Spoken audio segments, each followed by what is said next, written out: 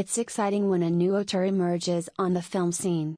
Rita Gerwig 2K the leap from acting to writing and directing back in 2017 with Lady Bird, and now actress Embeth Davidtz, who broke out back in 1993 with Schindler's List, and since then has starred in Matilda, 1996, Bridget Jones' Diary, 2001, and tons of TV, including the recent The Morning Show, has emerged as an auteur in her own right with Don't Let's Go to the Dog. Davidtz adapted the 2001 Alexandra Fuller best-selling memoir of the same name over 8 years, after many authors, including the author commentary that time was well spent.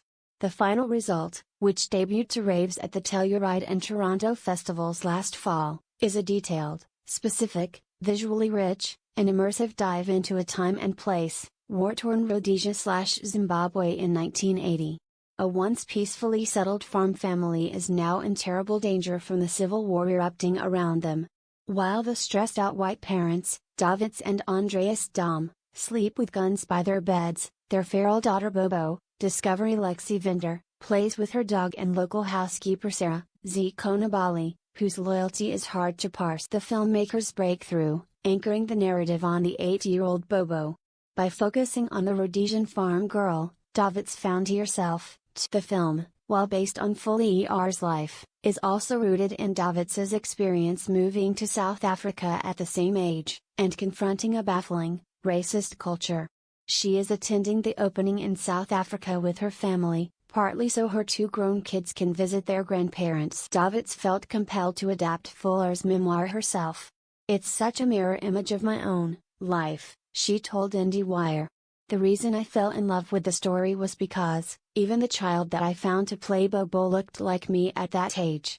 Though the war, the mother, the mental illness, the alcoholism, the relationship to Zimbabwe, that was Alexandra's story, mine was a child put into this unequal place, alcoholism in the family, the loneliness, the unsupervised childhood, where things felt so scary and so much could go wrong." While Davidtz and Fuller bonded over the shared experiences, "I have to be careful to always distinguish between my story and hers," said Davidtz.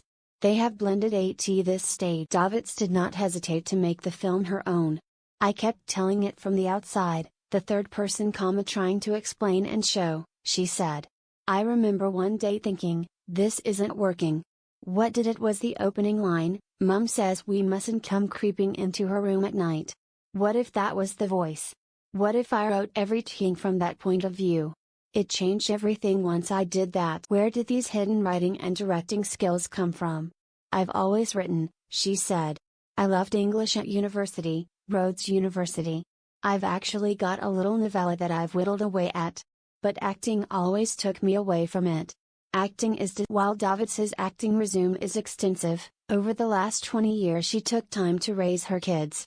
She battled breast cancer. And over the last 8 years, she tackled Final Draft. "Very slow," she said. "I'm a slow writer. I'm slow with technology. But the book gave me the scaffolding to pick the sliver of time that I wanted to tell the story in, and then pull and cherry-pick the pieces that were the most interesting dramatic." The filmmaker invested her own money in the project. "My husband, attorney Jason Sloan, kindly threw in a bit, and we had one person who had a little bit of money, not a lot, and we ended up doing it for about $1.4 million US, and there's a good exchange rate." Proceeding on the movie hinged on a stroke of luck. "I took a Starz Network job, the Venery of Samantha Bird," she said.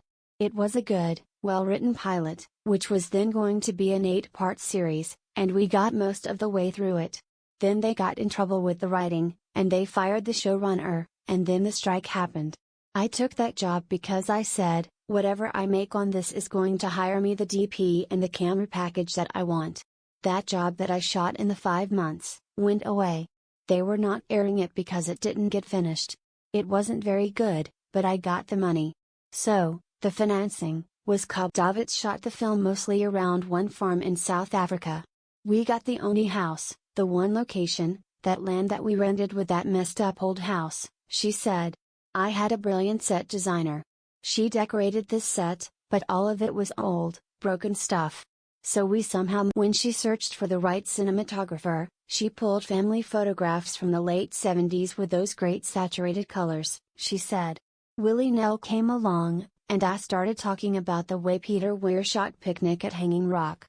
I could see the dust and the dirt and the light. And he started talking the same language back at me.